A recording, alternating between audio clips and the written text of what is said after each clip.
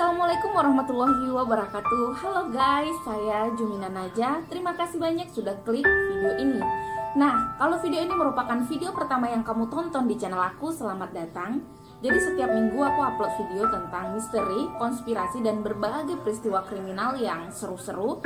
So, kalau kamu suka dengan topiknya, please banget klik like-nya. Jangan lupa subscribe dan nyalain notifikasinya supaya kamu jadi orang pertama yang tahu video aku di-upload. Nah guys, sebelumnya aku mau minta maaf kalau kamu mendengar banyak sekali suara ya. Ada suara burung-burung, binatang, orang mukul-mukul, dan lain sebagainya. Aku mohon maaf banget karena aku sedang berada di kampung. Aku udah coba untuk rekam pada waktu malam, tapi sayang banget tuh lightingnya buruk sekali. So akhirnya aku berpikir mungkin kalian merindukan juga suasana kampung. Ya nggak apa-apa lah, aku tag siang ya, biarlah mereka menjadi backsoundnya ya. Semoga kalian tetap terhibur, tetap bisa menikmati video ini. Aku hampir lupa, bagian yang terpenting adalah aku mau tahu banget apa sih kabarnya kalian saat ini ya. Di tengah pandemi corona yang mengharuskan kita semua stay di rumah aja, terus pada posisi kita itu sedang puasa di bulan Ramadan. So gimana sih kalian tuh mengatasi kebosanan kalian? Please banget komen di bawah. Nah, video ini aku dedikasikan buat kalian semua. Aku berharap ini bisa menjadi salah satu channel hiburan buat kalian semua, supaya work from home kalian dan puasa kalian menjadi lebih semangat dan menyenangkan. Kali ini aku bakal menceritakan salah satu serial killer dari Indonesia yang memiliki 30 istri. Siapa dia? Dia adalah salah satu dukun yang mengaku bisa menggandakan uang dan bisa mengakses bank gaib. Yap, langsung saja inilah cerita serial killer bujuk maut Dukun Usep selengkapnya. Takut miskin kerap kali membuat banyak orang gelap mata. Banyak hal yang mereka lakukan, mulai dari usaha yang logis hingga tak logis, demi untuk mendapatkan uang dan menjaga agar perekonomian mereka stabil. 8 orang yang justru diantaranya merupakan pengusaha kecil, mereka justru jatuh dijerat persekongkolan duo dukun palsu, yakni Usep dan Oyon. Dukun Usep atau pria kelahiran 1968 ini mempunyai nama asli Muhammad Tubagus Yusuf Maulana. Ia dikenal sebagai dukun sakti mandraguna karena mampu menggandakan uang. Dengan cara inilah ia kemudian menjerat para mangsanya. Cerita ini dimulai ketika Umron dan Solihin ingin mencoba untuk menggandakan uang kepada Dukun Usep. Keduanya ini merupakan pengusaha bengkel yang sedang terlilit utang. Mereka berdua terbuai dengan rayuan Oyon yang tak henti-hentinya mempromosikan kesaktian Dukun Usep. Bahkan syarat duit 15 juta pun mereka penuhi tanpa protes. Padahal posisi keduanya sedang terlilit hutang dan mereka dengan senang hati memberikan uang 15 juta agar bisa digandakan. Bisa dibayangkan berarti bujuk rayu Dukun Usep dan Oyon benar-benar sudah menjadi harapan yang sangat besar bagi keduanya. Nah, agenda ritual pertama pun dilakukan. Namun ritual tersebut gagal dengan alasan minyak wangi yang digunakan sudah kadaluarsa. Akhirnya Dukun Usep menggantinya dengan puasa 11 hari 11 malam. Modus ini digunakan oleh Dukun Usep demi untuk mengulur-ngulur waktu bagaimana cara menggandakan uang sesuai pesanan para pasiennya. Tak juga ketemu, dua dukun ini kemudian menghilang dalam beberapa waktu. Namun akhirnya bisa ketemu lagi di Pandeglang. Yang aku gak habis pikir, ini para pasiennya sudah sekalap apa sih, sudah semengharap apa sih dengan yang namanya digandakan uangnya. Karena kan udah sempet kabur gitu dan gagal, dan mereka masih percaya. Menurut aku itu bujuk rayunya udah masuk banget ke dalam, atau ada faktor lain kenapa mereka sangat percaya dengan Dukun Usep. Kamu punya pendapat lain? Please banget komen di bawah yang tahu tentang kisah Dukun Usep.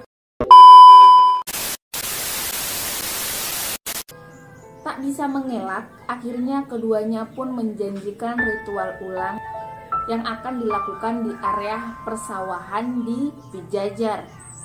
Skenario pun sudah dirancang. Adapun skenarionya adalah dengan membunuh kedua pasiennya dengan cara menggunakan racun potasium. Selain dengan potasium, Dukun Usep dan Oyon juga sudah memesan lubang kubur seluas 1 kali 1 meter. Kepada penggali kubur, Dukun Usep mengatakan bahwa lubang itu akan ia gunakan sebagai salah satu ritual dalam penggadaan uang. Jadi lubang itu merupakan pintu dari Bang Gaib. Rupanya Umron dan Solihin tidak datang berdua. Dia mengajak 3 teman lainnya. Jadi mereka rombongan ada 5. Mereka bertemu dengan Dukun Usep dan Solihin, jadi total di situ ada 7 orang. Jadi saya berpikir mungkin Oyon dan Solihin sudah mulai curiga jika terjadi sesuatu. Jadi dia menambah pasukannya menjadi 3 orang.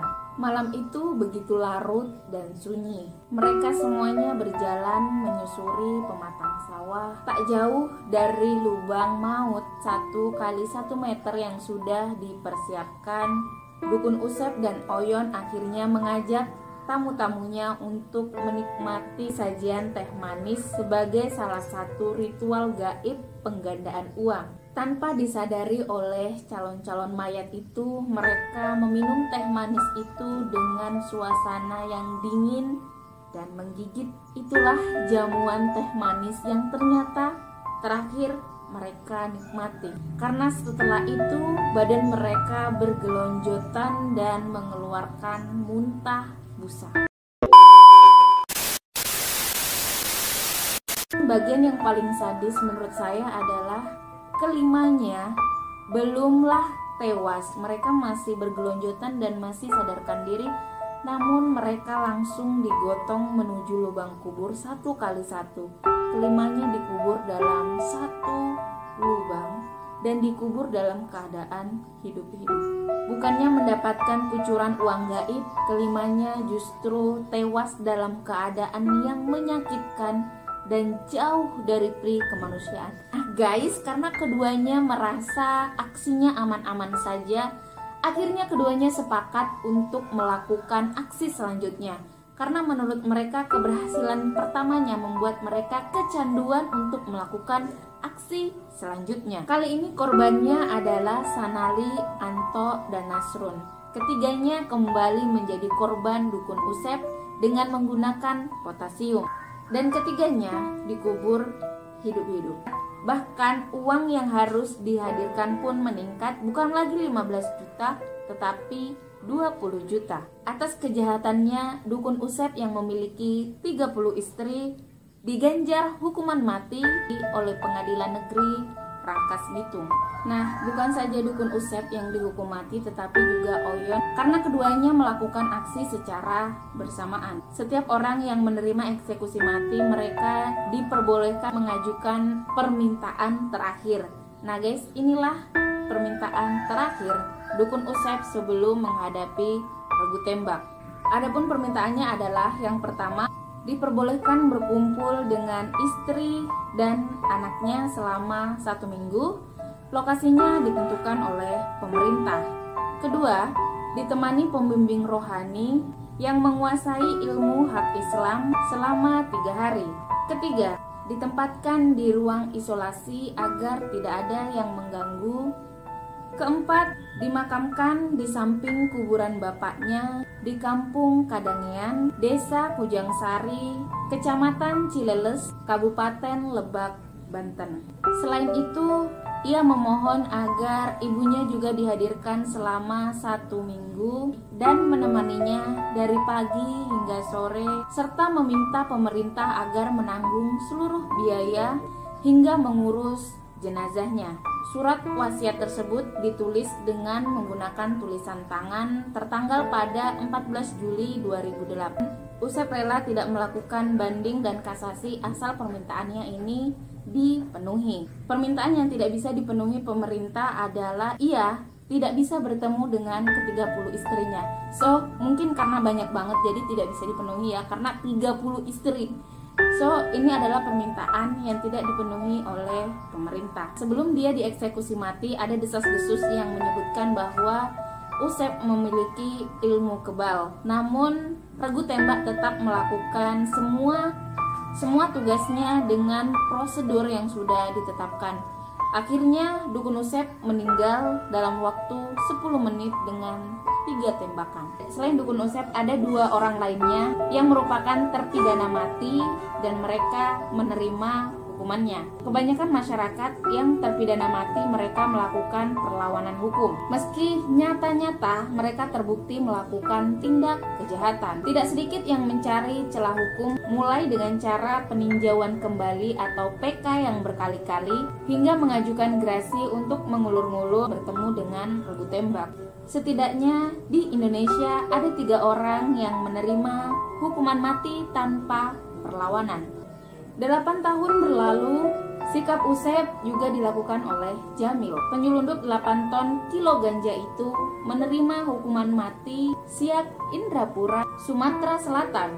Jamil dengan penuh tanggung jawab siap menerima konsekuensi atas apa yang telah dilakukannya, termasuk menghadapi regu tembak. Saya tidak banding, saya menerima hukuman tersebut, berani berbuat, berani bertanggung jawab.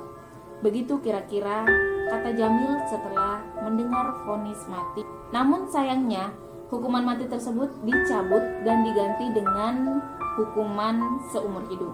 Nah, orang terakhir yang menerima hukuman mati ini adalah Zaini Jamaluddin. Pengadilan Negeri Jakarta Barat mengatakan bahwa Zaini terbukti melakukan penyelundupan ganja sebanyak 1,2 ton. Guru besar di Universitas Diponegoro, Semarang, Profesor Dr. Aji Sumikto. Menurutnya, kejahatan Usep, Jamil, dan Zaini tentu tidak layak untuk dicontoh.